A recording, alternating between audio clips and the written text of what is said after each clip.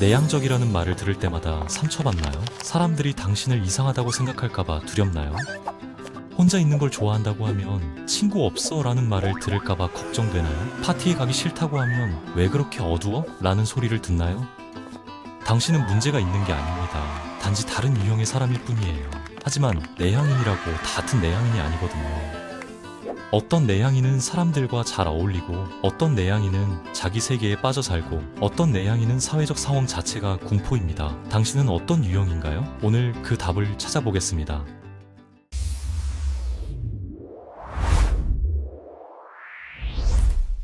내향인을 단순히 말이 없는 사람이라고 생각하면 큰 오산이에요. 웰즐리 대학의 심리학 연구에 따르면 내향성은 스펙트럼이거든요. 한쪽 끝에서 다른 쪽 끝까지 다양한 형태로 나타납니다. 모든 내향인의 공통점은 하나예요. 혼자 있는 시간이 필요하다는 거죠. 사람들과 시간을 보내면 에너지가 소진되고 혼자 있어야 다시 충전됩니다. 하지만 그 방식과 정도는 완전히 다르죠. 첫 번째 유형은 바로 계획형 내향인입니다. 이 사람들의 가장 큰 특징은 뭘까요? 갑작스러운 변화를 극도로 싫어한다는 거예요. 야, 지금 나와서 놀자. 이런 연락이 오면 패닉에 빠집니다. 미리 계획되지 않은 약속은 거의 불가능해요. 최소 일주일 전에는 알려줘야 마음의 준비를 하거든요. 왜 이럴까요? 이들은 자신만의 루틴 속에서 안정감을 느끼기 때문입니다. 아침에 일어나는 시간, 커피 마시는 시간, 운동하는 시간, 모든 게 정해져 있어요. 이 루틴이 깨지면 하루 종일 불편합니다. 주말 계획도 마찬가지예요. 금요일 저녁에 갑자기 토요일 약속을 잡으면 스트레스 받죠. 이미 계획이 있어. 그 계획이 뭐냐고요? 집에서 넷플릭스 보면서 쉬는 거예요. 이것도 엄연한 계획이거든요. 계획형 내향인은 아침에 일어나자마자 바로 움직이지 못해요. 천천히 몸과 마음을 깨워야 합니다. 알람이 울려도 최소 30분에서 1시간은 침대에서 보내죠. 이건 게으른 게 아니에요. 내가 활동 모드로 전환하는데 시간이 필요한 겁니다. 다른 사람들은 이해 못해요. 왜 그렇게 느려? 하지만 이들에게는 이 시간이 필수입니다. 외출할 때도 마찬가지예요. 갑자기 나가자고 하면 못 나갑니다. 옷 고르고 메이크업하고 가방 싸고 이 모든 과정에 충분한 시간이 필요하거든요. 급하게 서두르면 하루 종일 불안해요. 그래서 약속 시간보다 훨씬 일찍 준비를 시작합니다. 이 유형의 사람들은 예측 가능성을 사랑해요. 새로운 식당보다는 늘 가던 곳을 선호하고 새로운 활동보다는 익숙한 취미를 즐깁니다. 두 번째는 사교형 내향인입니다. 내향인인데 사교적이라고? 맞습니다. 이게 가장 흥미로운 유형이에요. 겉으로 보면 외향적인 사람처럼 보이거든요. 파티에 가서도 잘 어울리고 대화도 잘하고 농담도 잘합니다. 처음 보는 사람들은 저 사람 완전 외향적이네 라고 생각하죠. 하지만 속을 들여다보면 완전히 다릅니다. 사교형 내향인의 핵심은 선택적 사교예요. 친한 친구 몇 명과 있을 때는 정말 활발합니다. 웃고 떠들고 장난치고 완전히 다른 사람처럼 보이죠. 하지만 그 서클 밖의 사람들과는 거리를 둡니다. 깊은 이야기는 절대 안 해요. 날씨, 뉴스, 가벼운 주제로만 대화하죠. 회사 사람들이나 지인들은 이 사람의 진짜 모습을 전혀 모릅니다.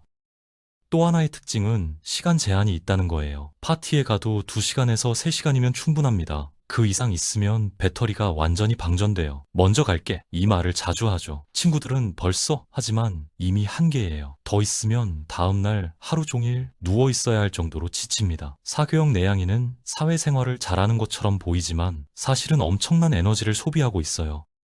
그래서 주말에는 거의 집에만 있습니다. 평일에 소진한 에너지를 회복해야 하거든요. 친구들이 주말에 놀자고 하면 미안, 약속 있어. 뭐 하냐고요? 집에서 쉬는 거죠. 이들에게 혼자만의 시간은 선택이 아니라 필수입니다. 재충전하지 않으면 다음 주를 버틸 수 없어요. 사교형 내향인의 가장 큰 고민은 뭘까요? 사람들이 자신을 외향적이라고 착각한다는 거예요.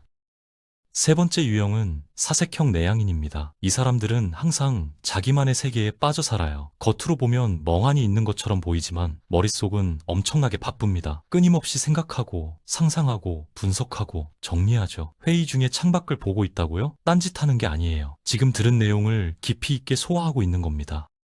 사색형 내향인의 가장 큰 특징은 내면 세계의 풍부함이에요. 다른 사람들이 보는 현실보다 자신의 생각 속 세계가 훨씬 더 흥미롭거든요. 그래서 사회적 상황이 지루하게 느껴집니다. 저 사람들 대화 재미없어. 차라리 내 생각이 더 재밌어. 이런 식이죠. 오해하지 마세요. 무례한 게 아니에요. 그냥 내면이 너무 활발한 겁니다.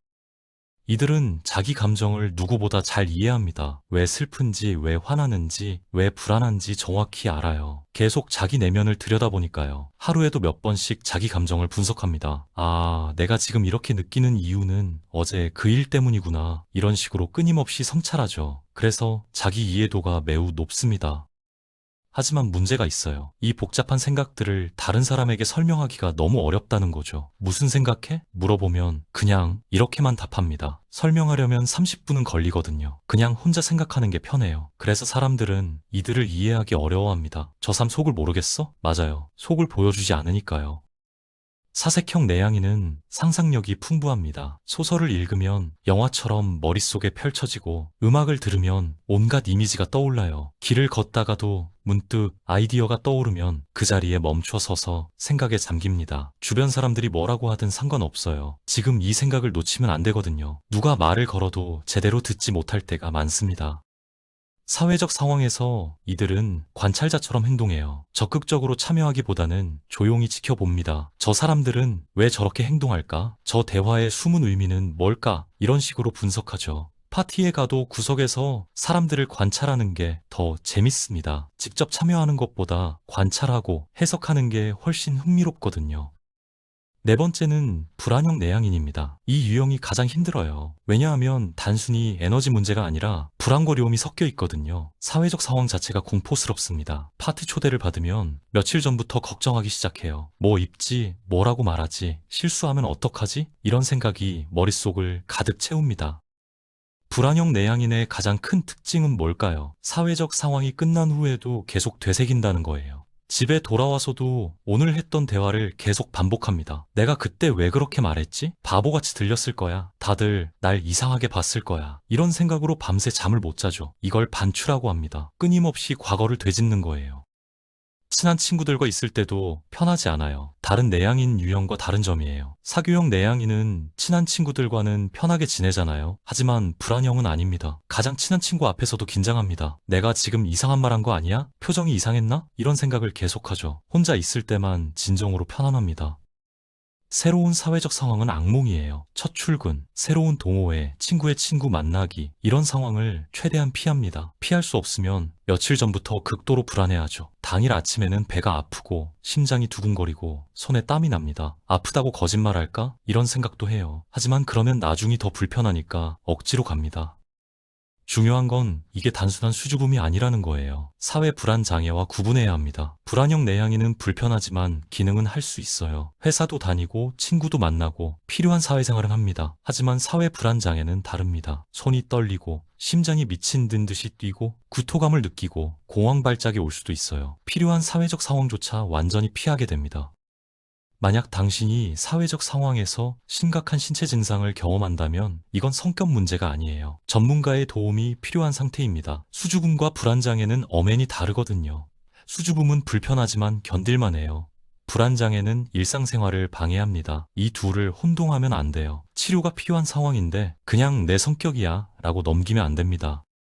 불안형 내향인도 극복할 수 있어요. 작은 사회적 상황부터 천천히 노출하는 연습을 하면 됩니다. 오늘은 카페에서 커피 주문하기, 다음엔 지인에게 먼저 인사하기, 이런 식으로 단계적으로 나아가는 거죠. 완벽하게 말하려고 하지 마세요. 실수해도 괜찮아요. 사람들은 당신이 생각하는 것만큼 당신에게 관심 없습니다.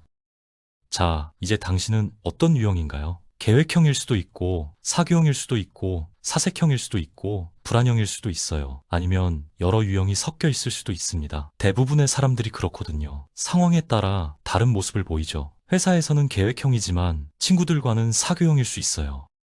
이 네 가지 유형에 전혀 해당하지 않나요? 그렇다면 당신은 외향인이거나 양향인일 가능성이 큽니다. 양향인은 내향인과 외향인의 중간이에요. 상황에 따라 유연하게 대처하죠. 혼자 있는 것도 좋고 사람들과 있는 것도 좋습니다. 가장 균형 잡힌 유형이라고 할 수 있어요.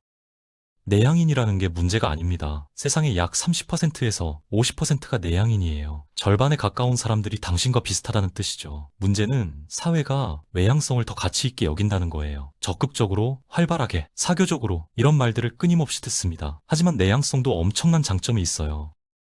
내향인은 깊이 있게 생각합니다. 외향인이 빠르게 결정을 내릴 때 내향인은 신중하게 고민하죠. 그래서 실수가 적습니다. 내향인은 경청을 잘해요. 말하기보다 듣는 걸 선호하니까 다른 사람들이 편하게 느낍니다. 내향인은 독립적이에요. 혼자서도 잘 지내니까 남에게 의존하지 않습니다. 내향인은 창의적입니다. 혼자만의 시간이 많으니까 깊이 있는 생각을 할 수 있거든요. 많은 예술가, 작가, 과학자들이 내향인이에요. 내향인은 진실합니다. 피상적인 관계보다 깊은 관계를 선호하니까 진정한 친구를 만들죠. 수는 적지만 질은 높습니다. 당신의 내향성을 부끄러워하지 마세요. 억지로 외향적인 척할 필요도 없어요. 당신은 당신 그대로 충분히 가치 있습니다. 다만 자신의 유형을 이해하고 받아들이는 게 중요해요. 나는 계획형이니까 갑작스러운 약속은 힘들어. 나는 사교형이니까 파티 후에는 하루 쉬어야 해. 나는 사색형이니까 생각할 시간이 필요해. 나는 불안형이니까 천천히 적응해야 해. 이렇게 자신을 이해하고 주변 사람들에게도 설명하세요. 주변 사람들도 이해해야 합니다. 내향인 친구가 약속을 거절한다고 섭섭해하지 마세요. 당신이 싫어서가 아니에요. 그냥 에너지가 없는 거예요. 내향인 동료가 회식을 빠진다고 이상하게 보지 마세요. 사회성이 없는 게 아니라 충전이 필요한 겁니다. 내향인 연인이 혼자 있고 싶다고 할 때 서운해하지 마세요. 사랑이 식은 게 아니라 재충전하는 거예요. 내향인과 외향인은 서로 다른 방식으로 에너지를 얻습니다. 외향인은 사람들과 있을 때 충전되고 내향인은 혼자 있을 때 충전돼요. 둘 다 정상이고 둘 다 가치 있습니다. 서로를 이해하고 존중하면 됩니다. 외향인에게 너무 시끄러워라고 하지 말고 내향인에게 너무 조용해 라고 하지 마세요. 당신이 어떤 유형의 내향인이든 당신에게 맞는 삶의 방식을 찾으세요. 억지로 남들을 따라하지 마세요. 당신만의 속도로, 당신만의 방식으로 살아가면 됩니다. 혼자 있는 시간을 충분히 가지세요. 무리해서 사회생활하지 마세요. 진짜 친구 몇 명이면 충분합니다. 그리고 기억하세요. 내향인이라고 해서 성공할 수 없는 게 아니에요. 빌 게이츠, 워런 버핏, 마크 저커버그 모두 내향인입니다. 세상을 바꾼 사람들 중 절반 이상이 내향인이에요. 당신의 조용한 힘을 믿으세요. 크게 말하지 않아도, 많은 사람을 만나지 않아도 당신은 충분히 빛날 수 있습니다.